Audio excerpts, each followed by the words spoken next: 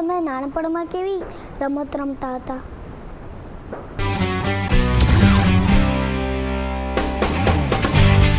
અમે તો પહેલાં તો બધી જુદી જુદી એક કોચામણી આવતી હતી, એ કોચામણીએ રમ્યો છું.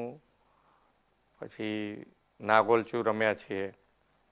એટલે નાની નાની રમતો, પોળમાં હું રમતો રહેતો, એટલે નાની રમતો રમ્યા છે. ક્રિકેટ પણ ખૂબ રમ્યા છે. એક બેડમિન્ટન બી મારો શોખ છે, એટલે એ બી રમ્યો છું.